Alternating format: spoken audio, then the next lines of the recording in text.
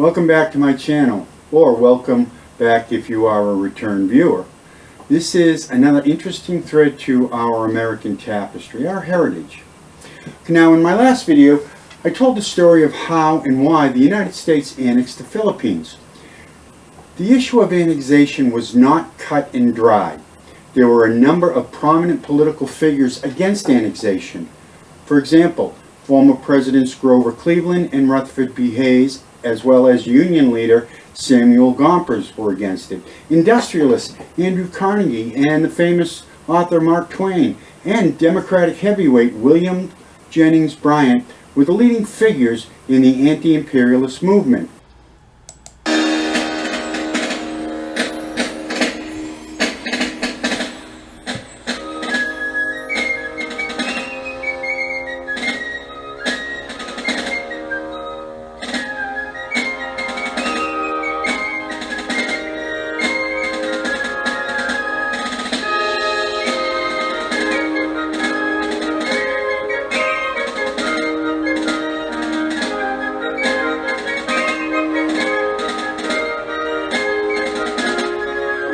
The issue was settled in January of 1899.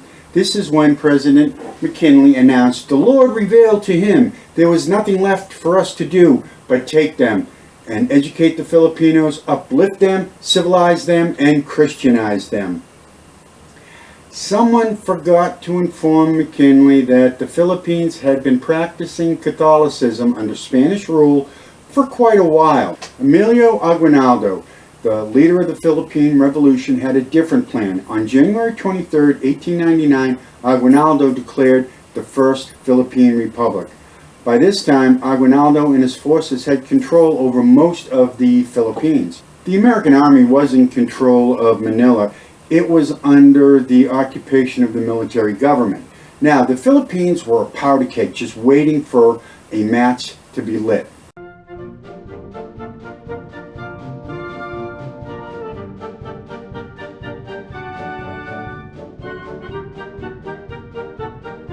And that match and fuse was lit on February 4th, 1899, when Filipino forces and American forces clashed along the perimeter outside of Manila.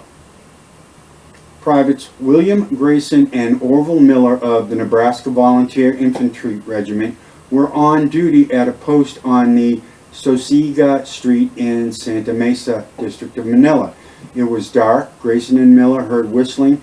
They believed it was a signal to the Filipino insurgents. Grayson called out, "Halt!" Now, the man did not answer, and he continued moving towards Grayson. Taking aim, Grayson fired. The Filipino insurgent, Corporal Anastasio Felix, became the first casualty of the Philippine American War.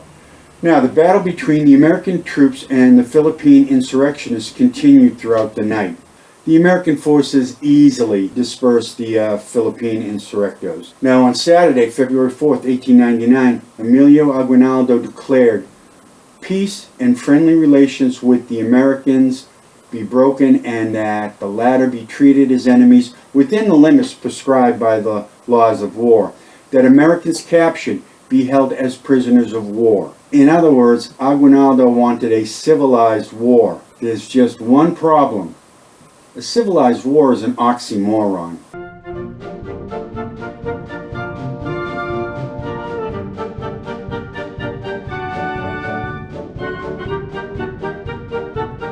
Now, Aguinaldo wanted to fight a conventional war against the Americans. However, just like the American colonies, an unconventional war was inevitable. Unconventional war gets out of hand very quickly.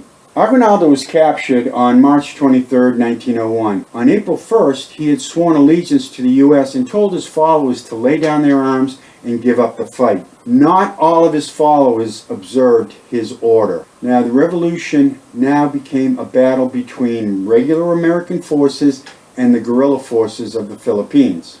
Now, atrocities on both sides had become the norm. Retaliation was the result.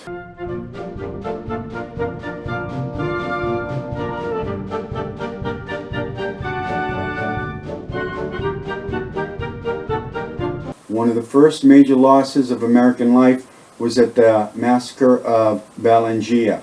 on the island of Samar, which was part of the Philippine archipelagos. Now, before he was captured, Aguinaldo had ordered General Vicente Lucban and his command to take control of Samar for the First Republic of the Philippines in December of 1898.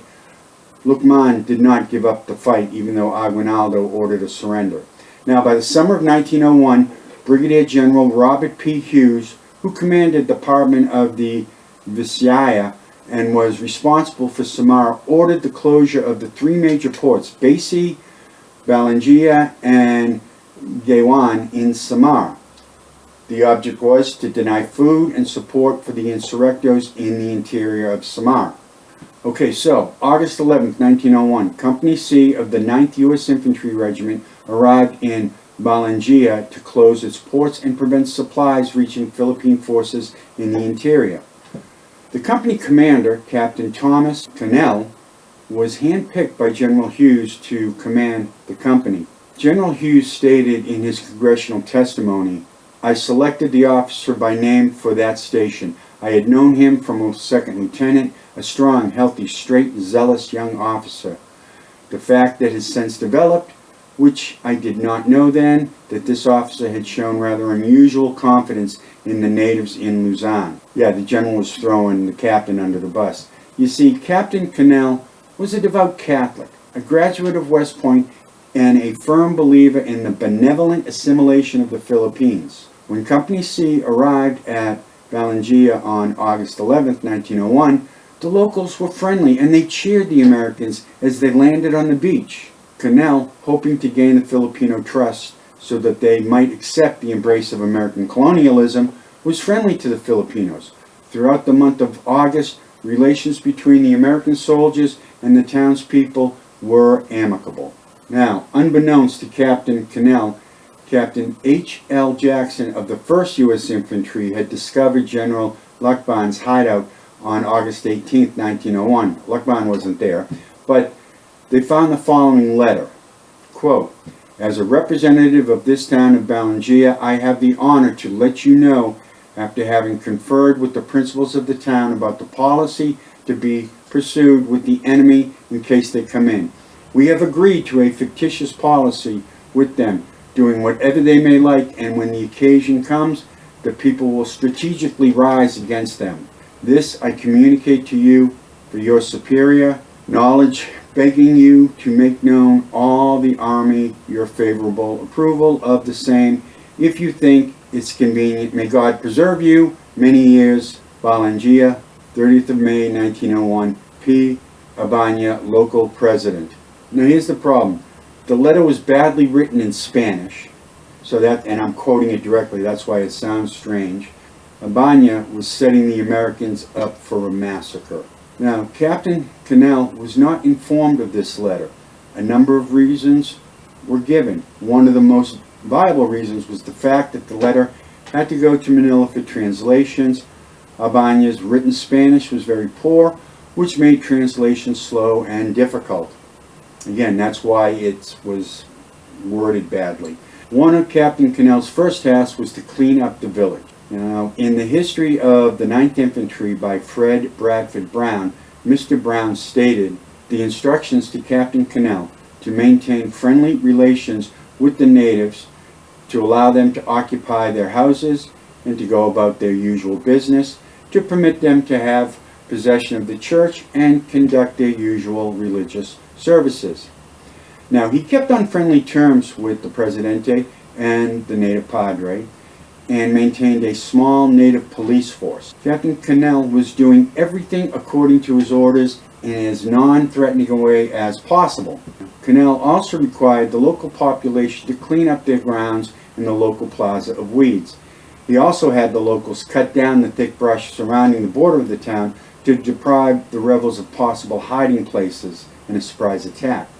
Now, it was this intensive cleanup program that was the catalyst for the rebels to launch their surprise attack against the American detachment at Balangiga.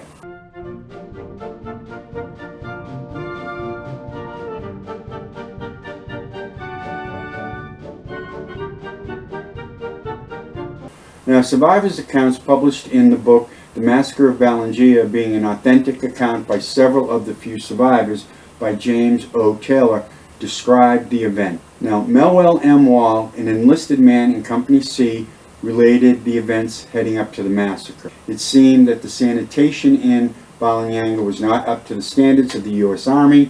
Captain Cannell promulgated a sanitary code which called for the removal of all filth. Now, the natives ignored the sanitary codes. Wall stated Captain Cannell posted the code 3 times, and each time the natives ignored the code. Realizing a stronger stance was needed to get the villagers to practice proper sanitary procedures and hygiene, Captain Cannell rounded up 80 able-bodied young men from the village, placed them under guard, and ordered the cleanup.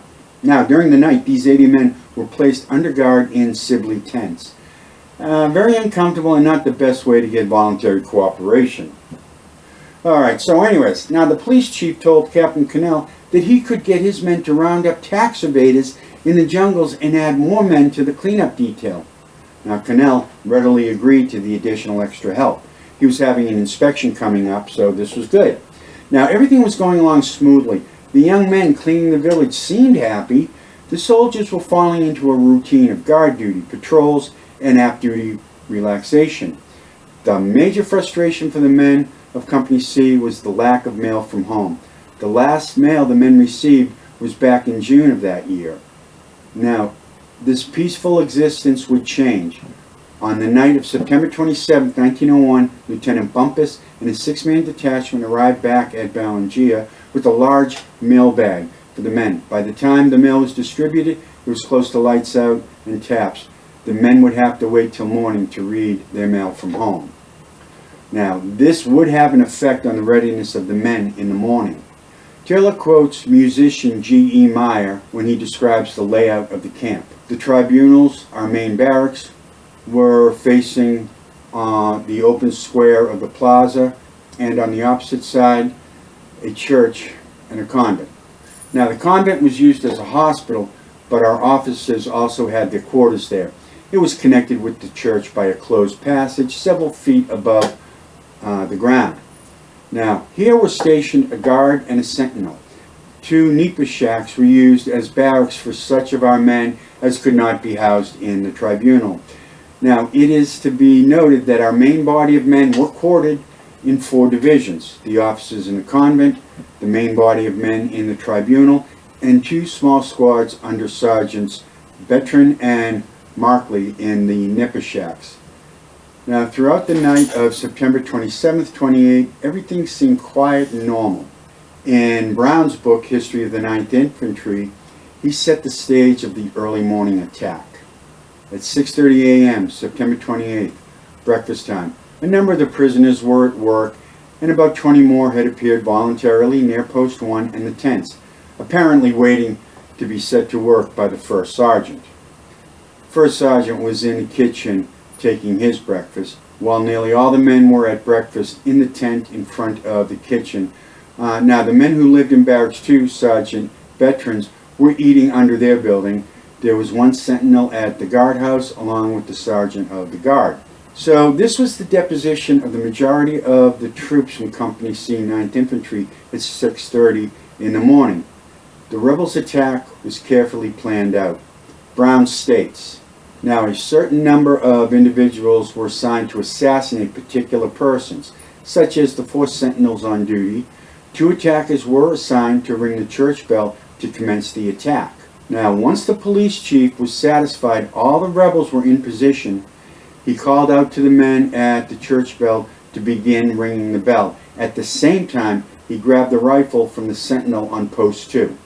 The rebels, acting as prisoners preparing to begin work on clearing the vegetation surrounding the village, had all gathered close to the mess tent with their bolo knives, looking to all the world as if they were just waiting for the first sergeant to give the order to proceed to work. Now, musician G.E. Meyer stated, I, with Corporal Burke and about 12 messmates, had just sat down in front of Post 3 and were about to eat. Looking around, I noticed the police chief, accompanied by some of his followers, walked from Post 2 to Post 3, where a sentinel was stationed. As the sentinel passed him, the police chief suddenly snatched the rifle out of his hand and knocked him senseless with the butt of the rifle and yelled, firing at the same time into our group, wounding one of the men. Now, at the same time, the sentinel on number 1 post and the sergeant of the guard were also killed. It was a well-coordinated attack. The attack was on. A cacophony of sounds broke the early morning solitude. Rebels sprang up into action, grabbing bolo knives, screaming and shouting, while the church bell gave forth with their rhythmic clanging.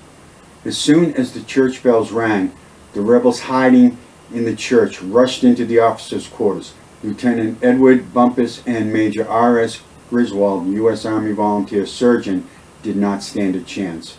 They were killed in their rooms. Captain Thomas W. Cannell, C Company's commanding officer, he quickly jumped out the window of his room, but he only made it about 20 feet before he was cut down with bolo knives. The brutal battle had barely begun when the police chief and his band of rebels charged, yelling like devils and brandishing bolos and clubs, intent on killing the soldiers in the mess tent.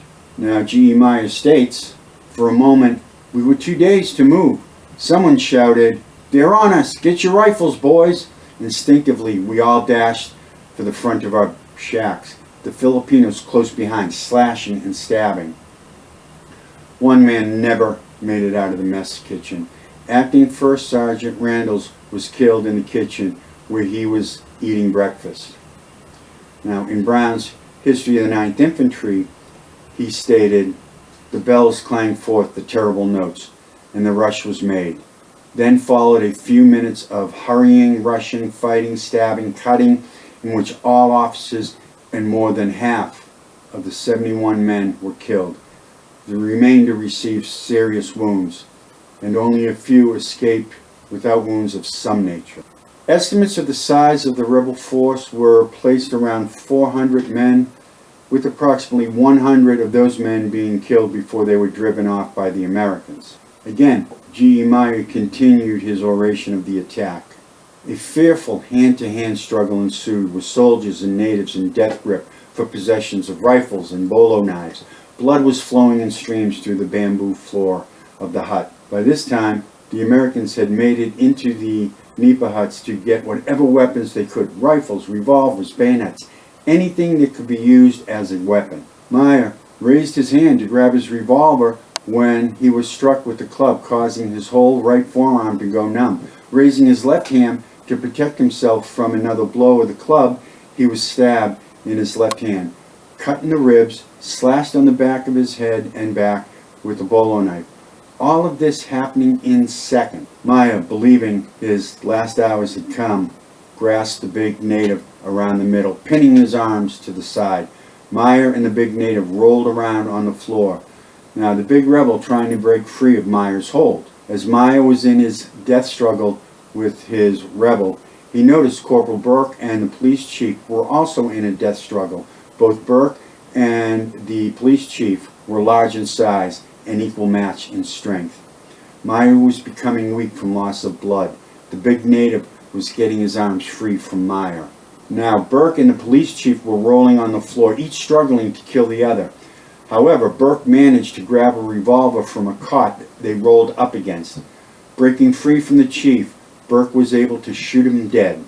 Burke then turned the revolver on Meyer's attacker and shot him dead with a bullet to the head. Meyer grabbed his revolver and he and Burke began shooting into their attackers. Now, this allowed more men to get their rifles and they began to fire into the rebels.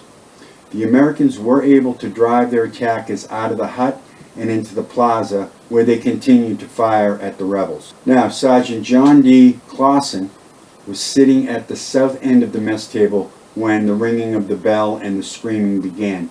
Seeing the rebels charging at him, he ran for the back stairs of the barrack. Clausen and the rebels reached the stairs at the same time.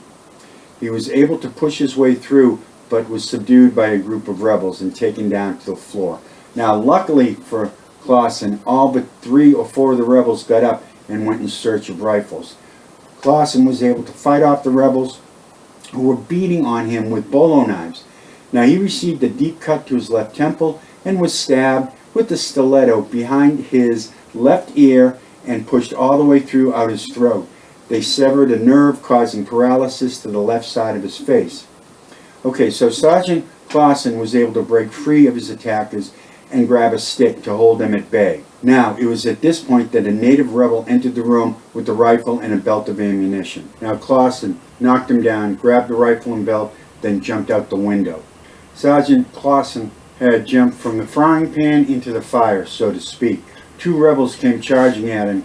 Using his rifle butt, Clausen struck one attacker behind the head, breaking off the butt of his rifle, then shooting the other attacker dead.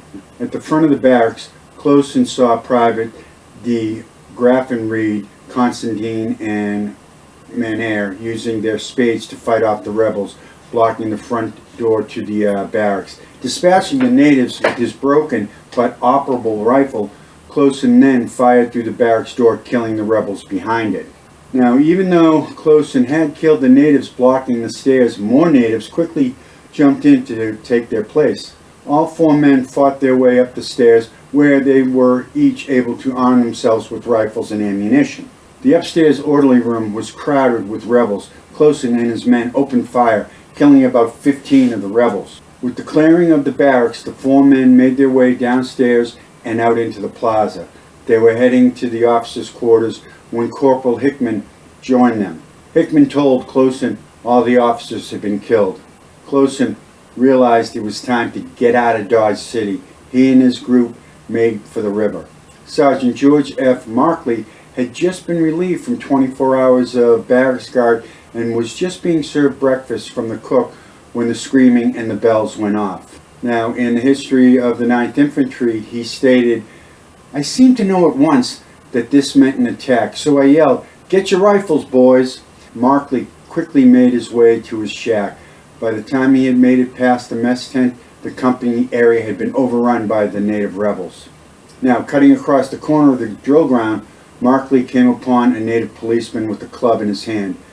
The rebel took a swing with this club. Markley, while still on the run, threw his tin mess cup into the rebel police officer's face. Making it to his shack, Sergeant Markley saw his way blocked. A rebel at the top of the stairs on the porch was armed with a bolo knife. Markley jumped at the bolo-wielding rebel. He caught the man's knife hand in his left, then he let go with a devastating punch with his right hand, sending the rebel into the road. Markley's bunk was next to the shack door. His rifle was on the bunk, ready to go. There were four rebels in the shack attacking Private Vobida. Markley opened fire on the four rebels. He shot one as he tried to escape out of the window. At this point, Corporal Swanson came in through the window. Now Markley then turned his attention to the front door. Looking out the door, Markley saw the policeman he had knocked out standing 10 feet away. Sergeant Markley shot him dead. As he was reloading his rifle, he saw Corporal Irish was being attacked at the bottom of the steps by the four native rebels with their bolo knives. Markley leveled his loaded rifle at one of the attackers and dropped him. The other three ran away. Markley stayed on the porch shooting at any rebel he saw while Swanson and Irish got their rifles and ammo belts. As Corporal Irish was getting his weapon, Private Vobida was standing, leaning forward, gasping for air. He called out, "Irish, I'm wounded. Can't you do something for me?" Corporal Irish could only respond, "I can't now, Frank. We're surrounded." Irish fired out the window, and before he could fire a second shot, Private Vobida fell dead between the bunks. Sergeant Markley led Corporals Irish and Swanson out of the shack and fought their way towards the main barracks. Corporal Burke and Musician Meyer got out of their shack and headed for the main barracks. On the way, they picked up more survivors of the surprise attack. These men were armed with an assortment of weapons. Clubs, baseball bats, pots, bolos, knives, anything they could use to defend themselves. As they were fighting their way across the plaza, they were joined by Sergeant Markley and his two men, continuing their fight to the main barracks as they came across Private de Graffenried, a rather large fellow standing on a pile of rocks. Now, de Graffenried was taking on the rebel attackers by himself, armed only with whatever rocks he could grab. Meyer described the scene. He was hurling rocks at the natives, bowling them over like ninepins. Sergeant Markley gave de Graffenried a rifle, and the small band of men continued their fight towards the main barrack. On the way, they heard a cry for help from the convent. Markley led a small group of men to the convent, where they found Corporal Hickman and Private Berthoff, along with a small native boy, holding off a group of rebels with just one rifle. Markley and his men dispatched the rebels quickly. By the time they reached the main barracks, it was too late. As the majority of the soldiers rushed to the barracks to get their rifles, they were cut down by the rebels. It was a bloody, gruesome scene. Now, the attack lasted only minutes, but half of the company was dead. What was left of the American troops had driven off the rebels into the jungles. Sergeant Markley posted men in the streets to stand cover while the rest of the walking wounded could tend to the seriously wounded soldiers. Now, in the history of the 9th Infantry, Brown stated, out of a total of 74 officers and men, only 5 were uninjured. Corporal Hickman, Privates Berthoff, Clark, Steyer, and Wingo. 12 were slightly wounded. Sergeants Bertrand, Markley, Corporals Burke, Cook, Walls, Irish, Private Allen, Constantine, DeGraff and Reed, Gibbs, Mumby, Qualla, and Swanson. There were 19 severely wounded troopers, 10 of whom would survive. Sergeant Closen, Corporal Pickett, Musician Meyer, Privates Class, Keller, Menier, Ralston, Utoff, Marek, and Gamlin. The rest of the company had been killed.